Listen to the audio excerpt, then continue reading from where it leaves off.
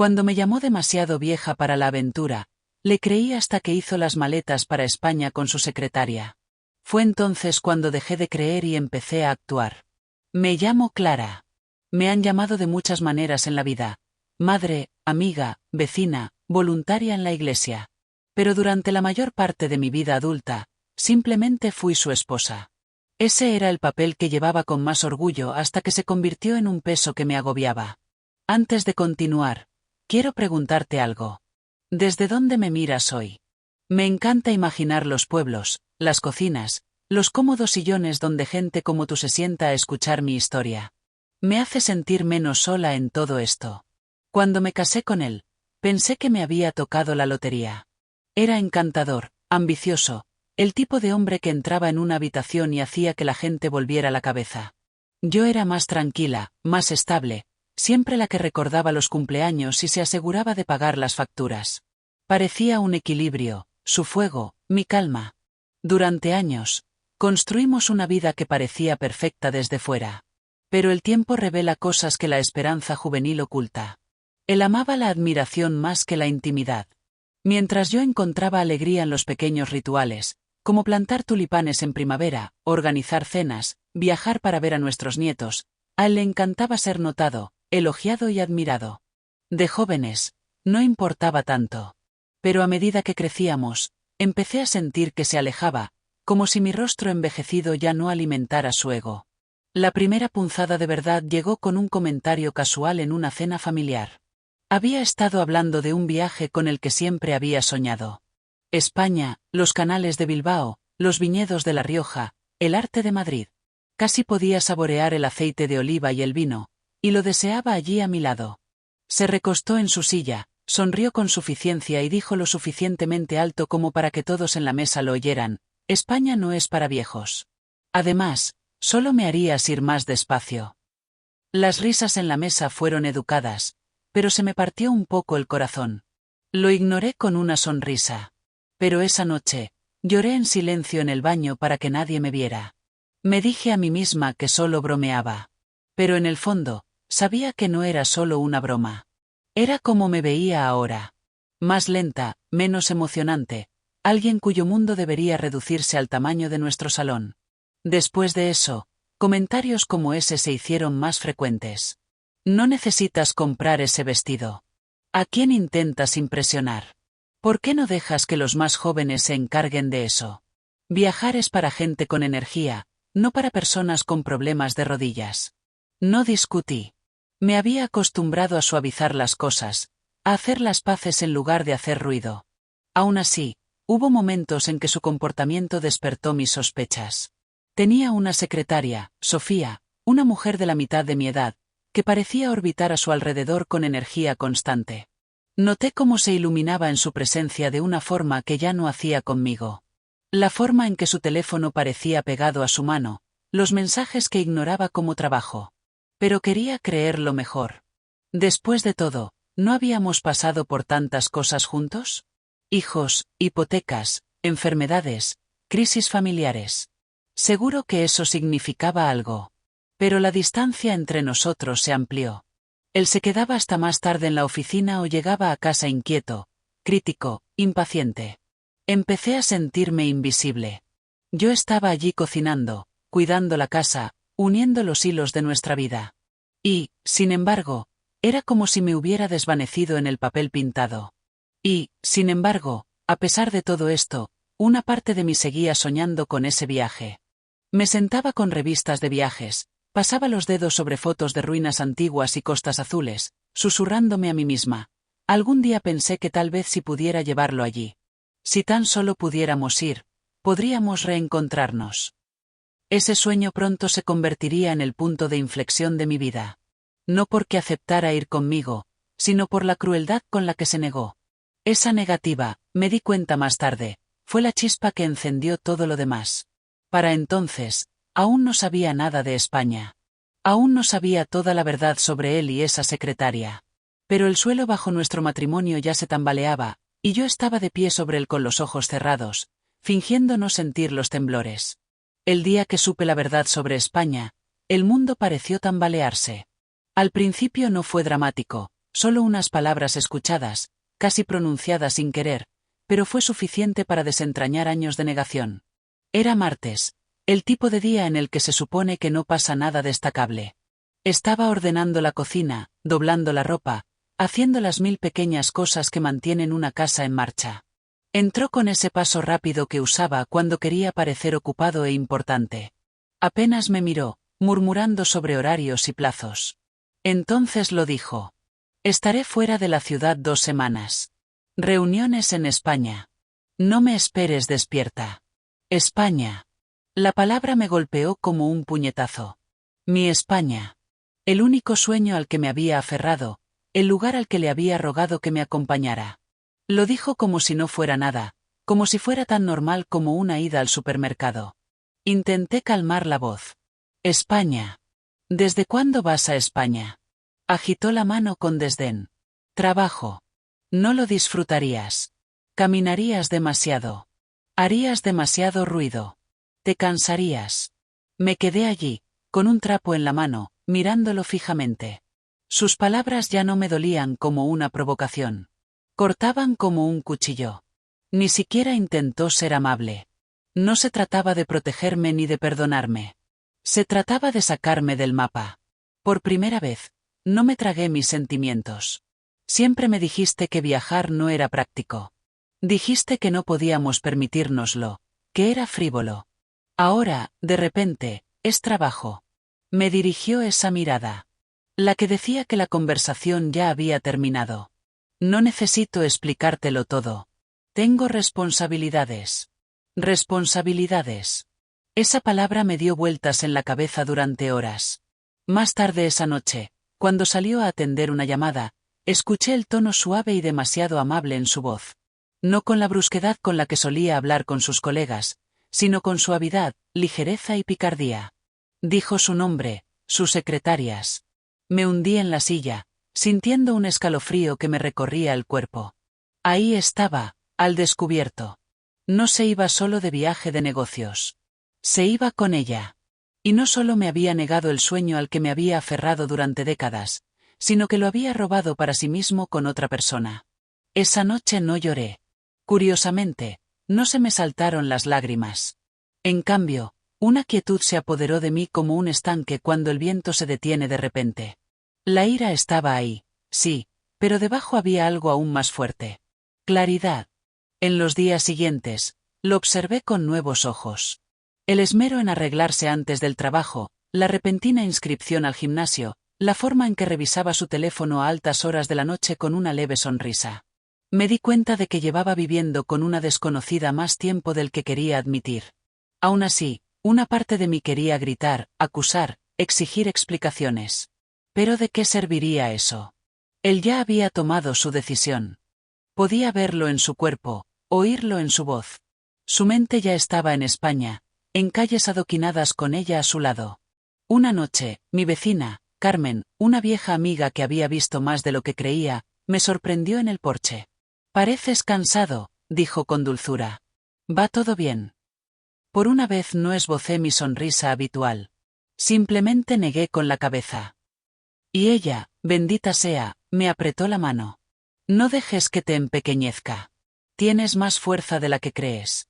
Sus palabras se me quedaron grabadas. Quizás fue porque me conocía de antes del matrimonio, antes de los años de encogerme para encajar en su mundo. Quizás fue porque lo dijo sin piedad, simplemente porque era un hecho. Así de simple. Esa noche, mientras él dormía, me senté en la tranquilidad del salón. Miré las revistas de viajes que guardaba guardadas, las llenas de páginas desgastadas y sueños postergados. Durante años le había rogado que me viera, que compartiera mis esperanzas. Y aquí estaba, a punto de vivirlas con otra mujer. La traición me quemaba, pero en el fondo, algo empezaba a agitarse. No era solo rabia hacia él. Era un fuego por mí misma, un susurro que decía, no eres impotente. No has terminado. Todavía no sabía exactamente qué haría, pero una cosa sí estaba segura. Cuando regresara de España, no volvería a casa con la misma mujer que dejó atrás. Una vez superado el impacto de la traición, descubrí algo sorprendente. Bajo la ira, bajo la humillación, había una extraña calma. Por primera vez en años, no lo perseguía, intentando complacerlo, esperando migajas de afecto. No, mi mente estaba despejada, mi concentración agudizada. Recuerdo estar sentada a la mesa de la cocina con un bolígrafo y un bloc de notas, casi como una estudiante de nuevo. Hice una lista, no de la compra, ni de las tareas, sino de las ventajas. Todo lo que poseíamos, todo lo que habíamos construido juntos y, lo más importante, todo lo que él valoraba. No era una lista larga, pero sí impactante. Su coche, nuestras cuentas conjuntas, la escritura de la casa, la pensión a la que ambos contribuíamos. Durante décadas, había tratado esas cosas como nuestras. Ahora, las consideraba legítimamente mías. Había volcado mi vida en este matrimonio, mi energía, mi salud, mi juventud. Crié a los niños, administré el hogar, apoyé su carrera. Lo había invertido todo y ahora por fin estaba lista para retirarme. El primer objetivo era su coche. ¡Ay, ese coche! Para él, no eran solo metal y llantas. Era su orgullo, su prueba de que aún era joven y deseable. Una máquina elegante y pulida que mimaba más que a mí. La enceraba los fines de semana, presumía de ella con sus amigos, insistía en que era una inversión. Decidí que sería lo primero que haría. Llamé a un concesionario de confianza. Vino 2 días después, revisó el coche y me ofreció un precio justo. No regateé. Simplemente le entregué las llaves, firmé los papeles y lo observé mientras se marchaba. Por un momento, pensé que se me doblarían las rodillas. Pero entonces, al desaparecer las luces traseras, sentí algo inesperado. Libertad. Fue como si se me hubieran soltado las cadenas de las muñecas. Después vinieron las cuentas. Fui al banco con un cardigan sencillo, llevando mi bolso de mano como cualquier otro recado. La cajera, Lucía, una joven de mirada amable, reconoció mi nombre en la cuenta conjunta. ¿Quiere retirar?, preguntó. Sí, dije con firmeza. Todo, parpadeó sorprendida. Todo, repetí con voz firme. Al salir del banco, con un cheque de caja guardado en el bolso. Me sentí más alta. Él siempre había dado por sentado que no tocaría el dinero, que era demasiado tímida, demasiado dependiente. Pero cada dólar de esa cuenta era tan mío como suyo, y no iba a dejarlo ahí esperando a que él y su secretaria bebieran champán. El último paso era el abogado. Concerté la cita discretamente, escabulléndome una mañana mientras él creía que estaba en el supermercado. La abogada, Elena, era una mujer experimentada, quizás unos años menor que yo, de mirada penetrante y voz tranquilizadora. Se lo conté todo, los años de menosprecio, el viaje a España, la secretaria, las cuentas, el coche. Ella ni se inmutó. Asintió y dijo, ya has hecho lo más difícil, decidir que ya está. El resto es solo papeleo. Escuchar eso fue como un bálsamo. Durante mucho tiempo me sentí atrapada, como si el matrimonio fuera un muro inamovible. Pero ahora, pieza a pieza, lo estaba desmantelando. Presenté los papeles ese día. Divorcio. Una palabra que alguna vez temí. Ahora sabía a liberación. De vuelta en casa, seguí como si nada hubiera cambiado. Cocinaba. Limpiaba. Sonreía cortésmente cuando los vecinos me saludaban. Pero por dentro era una tormenta. Cada acción que tomaba era deliberada. Cada paso sentaba las bases. Por el momento, él regresó. Imaginé la escena a menudo. Él entrando por la puerta, esperando que yo estuviera esperando, sereno y perdonador. En cambio, encontraría que su auto había desaparecido, sus cuentas vacías, su esposa ya no estaba a su lado, sino de pie con los papeles del divorcio en la mano. La imagen me acompañó durante esos días. Curiosamente, no me consumía la amargura. Oh, no me malinterpreten. Estaba enojado, pero la ira ya no era un incendio forestal. Era una llama constante, controlada, decidida. Por primera vez en años, vivía para mí, no para él. Cada noche, sola en la cama, me susurraba, cree que tiene el control. Déjalo. Cuando vuelva, lo verá. Y así, mientras él paseaba por las plazas y cenaba buen vino con su secretaria, yo estaba aquí, reescribiendo en silencio el final de nuestra historia. Él creía que yo estaría esperando más viejo y más pequeño, agradecido por cualquier migaja que trajera. En cambio, Me estaba preparando para erguirme más alto que nunca en mi vida. La traición me había dado algo inesperado. Permiso. Permiso para finalmente dejar de vivir a su sombra y reclamar la vida que siempre fue mía para empezar. Mientras él estaba fuera persiguiendo puestas de sol en Sevilla y susurrando a su secretaria bajo los cielos de La Rioja, yo vivía una España muy diferente aquí en casa. La mía no venía con góndolas ni plazas, pero sabía igual de dulce porque era la mía. La primera mañana después de que se fuera, preparé una cafetera solo para mí. Nada de revoltillos para que sus huevos quedaran perfectos. Nada de prisas para planchar sus camisas antes de ir a trabajar. Me senté junto a la ventana con mi taza humeante y dejé que el silencio me inundara. Curiosamente, lo que antes se sentía solo ahora se sentía tranquilo. Podía oír el canto de los pájaros en lugar de las críticas, el zumbido de la nevera en lugar de su tamaño. Empecé a recuperar mis días, pequeños pasos al principio. Me uní a una clase de pintura en el centro comunitario. Durante años, me dije a mí mismo que estaba demasiado ocupado o demasiado viejo para empezar algo nuevo. Pero cuando cogí el pincel y puse color sobre el lienzo, me sentí 10 años más joven. El profesor, Miguel, un hombre alegre con los zapatos manchados de pintura, vio mi primer intento y dijo: «Tienes buen ojo para esto». Hacía mucho tiempo que nadie me había felicitado así.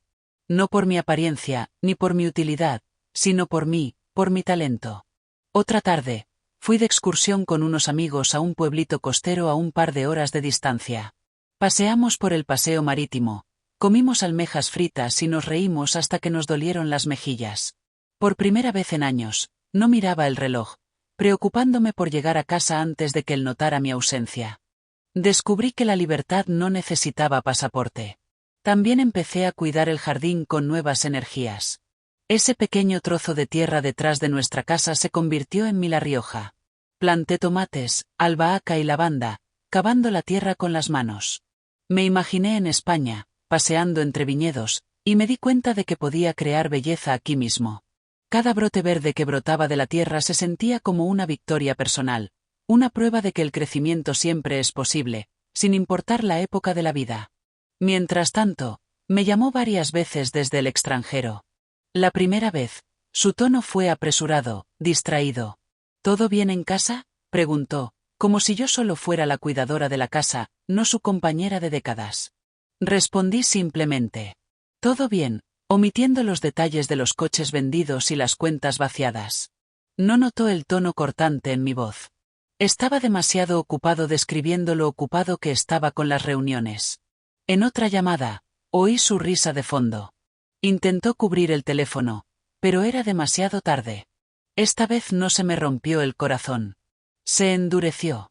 Si alardeaba de su presencia tan abiertamente, entonces realmente creía que era ciega, ingenua, demasiado débil para hacer otra cosa que esperar. La ironía era casi divertida. Pensaba que era impotente mientras ya estaba construyendo una nueva vida sin él. Una noche, volví a la oficina del abogado para finalizar unos documentos. Entrar en ella fue como adentrarme en mi futuro. Ya no solo reaccionaba a su traición. Estaba moldeando activamente lo que vendría después. Los papeles del divorcio firmados, los asuntos financieros en marcha. Cada firma era como una declaración. No soy invisible. También reencontré con mi hermana Isabel, a quien no había visitado en años porque él siempre se quejaba de que hablaba demasiado. Nos sentamos en su porche a tomar té helado y durante horas desahogué todo lo que llevaba dentro. Ella me escuchó. Me abrazó y luego rió suavemente. «Tienes más fuerza de la que él creía», dijo. Eso se convirtió en un tema recurrente. Al redescubrir la fuerza, la chispa, la mujer que solía ser antes de adaptarme a la forma que él quería, me di cuenta de cuántos sueños había dejado de lado, libros que quería leer, lugares cercanos que nunca había explorado, amistades que había abandonado. Mientras él posaba frente a las fuentes con su secretaria, yo aprendía a pararme de nuevo frente a los espejos, mirándome, no con crítica, sino con compasión. Arrugas, canas, todo. Me lo había ganado. Contaban una historia de supervivencia, de años vividos, de fortaleza. No era demasiado mayor para nada. De hecho, por fin tenía la edad adecuada para dejar de importarme sus juicios y empezar a vivir a mi manera. Los días pasaban rápido, y con cada uno, me sentía más ligera. La traición aún me quemaba, sí, pero también me daba un extraño regalo. Espacio. Espacio para recordar quién era, espacio para respirar, espacio para imaginar. Pensaba a menudo en su regreso. Lo imaginaba entrando en casa, satisfecho de su pequeña aventura, esperando encontrarme con los brazos abiertos. La idea me hacía sonreír, no porque ansiara una confrontación, sino porque sabía que la sorpresa que le aguardaba sería más dulce que cualquier vino español. Y así, mientras él viajaba por España con otra mujer, yo viajaba de vuelta a mí misma. Mi viaje fue más tranquilo, pero mucho más significativo porque España sin mí no era la tragedia que él creía. España sin mí era el comienzo de mi libertad. El día de su regreso se sintió como el último acto de una obra larga. Había ensayado la escena mentalmente tantas veces que, cuando finalmente llegó, no estaba nerviosa. Estaba lista. Oí el taxi detenerse afuera, el crujido de las ruedas sobre la grava. Mi corazón ya no latía tan rápido como antes cuando él volvía de sus viajes de negocios. Ni un atisbo de emoción, ni una anticipación ansiosa, solo una tranquila certeza, como una tormenta que finalmente arde. La puerta principal se abrió de par en par y entró él, maleta en mano, bronceado por el sol mediterráneo, con un ligero aroma a colonia que no reconocí. Tenía esa arrogancia, la mirada de un hombre que creía regresar a una vida que lo esperaba, tal como la dejó. Bueno, dijo, dejando las maletas en el pasillo. Hogar, dulce hogar. Lo observé en silencio. La sonrisa en su rostro, la arrogancia en su voz, era casi risible. Creyó haber urdido la mentira perfecta, la huida perfecta, pero sus ojos vacilaron al mirar por la ventana y ver la entrada. Vacía. ¿Dónde está el coche?, preguntó con voz cortante. ¿Vendido?, dije, serena como una piedra. Parpadeó. ¿Qué? Lo vendí, repetí, cruzando las manos sobre la mesa. No está, su rostro se endureció. Ese coche valía. Valía exactamente lo que conseguí por él, lo interrumpí con voz firme. Y ese dinero ahora es mío. Igual que las cuentas, igual que mi tiempo, mi energía, mi futuro. Se quedó paralizado, atónito. Tardó un instante en percibir el peso de mis palabras. Bajó la voz, grave y peligrosa. Las cuentas, todas, dije. Hasta el último dólar retirado, transferido. Ya no comprarás champán en Sevilla con ese dinero. La expresión de su rostro era casi cómica, entre furia e incredulidad. Durante años, él había asumido que yo era inofensiva, demasiado dócil para enfrentarme a él. Había construido toda su vida sobre esa suposición. Ahora, en un suspiro, la había destrozado. Cerró su maleta de golpe y se enderezó, tratando de recuperar el control. No puedes hacer esto. No lo permitiré. Ese fue el momento en que me reí. No una risa cruel, sino genuina y liberadora. No lo permitirás. Ese es el problema. Has pasado décadas pensando que necesitaba tu permiso, pero no lo necesito. Ya no. Los papeles están archivados. Los abogados se están encargando. No puedes volver a permitir ni prohibir nada en mi vida. Se tambaleó hacia atrás como si las palabras en sí mismas tuvieran peso. Durante un largo rato se me quedó mirando, abriendo y cerrando la boca como un pez fuera del agua. Entonces vino la rabia. Desagradecida, amargada. Dije con firmeza, levantando una mano. Mi voz no tembló. Durante años me tragué tus insultos, tus comentarios despectivos, tus constantes menosprecios. Dejé que me encogieras hasta que apenas me reconocí. Pero ya está. No soy demasiado vieja. No soy demasiado débil. No soy demasiado pequeña. Ya está. Se hizo el silencio. Por primera vez en nuestro matrimonio, yo tenía la última palabra, y él lo sabía. Intentó mostrarse desafiante, murmurando sobre abogados, sobre cómo me pelearía, sobre cuánto me arrepentiría, pero no había fuego en su voz. Le habían descubierto el farol, y ya no le quedaban cartas. Finalmente, agarró su maleta y se dirigió furioso hacia la puerta. No serás nada sin mí, espetó. Me puse de pie, con las manos firmes a los costados. Al contrario, dije en voz baja. Sin ti, por fin soy algo. La puerta se cerró de golpe tras él, y así, el peso se aligeró. Por primera vez en décadas, Mi casa no estaba llena de su presencia, sus críticas, sus exigencias. Todo estaba en silencio, y ese silencio era mío. Volví a sentarme a la mesa de la cocina, el mismo lugar donde una vez lloré por sus crueles bromas sobre mi edad. Ya no lloraba, solo paz. El ajuste de cuentas había terminado. Él esperaba una esposa que esperara, que perdonara, que se derrumbara. En cambio, regresó a casa y encontró a una mujer que nunca conoció de verdad, una mujer que finalmente había recordado su propia fuerza. Y aunque salió por esa puerta furioso, derrotado, perdido, supe que había ganado algo mucho más grande que el dinero o la venganza. Me había recuperado a mí misma. Después de que salió por esa puerta, maleta en mano, casi esperaba que volviera el viejo dolor, el miedo a estar sola, el escozor del rechazo, las interminables preguntas de ¿y ahora qué? Pero en cambio, encontré algo más aguardando en el silencio. Alivio. Por primera vez en décadas, mi casa me pertenecía. Nada de pasos pesados por los pasillos, nada de figuras afiladas en la cena, ningún juicio acechando en el aire, solo espacio. Un glorioso espacio abierto. Lo llené con las cosas que una vez había guardado. Música que amaba. Fotografías de la familia que él nunca quiso que se exhibieran. Incluso el aroma de las velas de lavanda que, según él, le daban dolores de cabeza. Cada pequeña elección era un acto de recuperación. No me lancé a aventuras salvajes de inmediato. No, mi renacimiento fue más suave, más firme, como la primavera que se despliega después de un duro invierno. Me despertaba cada mañana con un propósito. Algunos días cuidaba mi jardín, viendo crecer mi albahaca y mis tomates, como si ellos también supieran que la casa ahora estaba más iluminada. Otros días pintaba, no por elogios, ni por la aprobación de nadie, sino porque los colores me hacían sentir viva. Una tarde particularmente luminosa reservé un pequeño viaje por mi cuenta. No a España, todavía no, sino un tranquilo bed and breakfast junto a las montañas. La mujer que lo regentaba, Ana, me recibió con calidez, y pasé mis días caminando por senderos, respirando el aire de los pinos y escribiendo en un diario. No era glamuroso, pero era mío.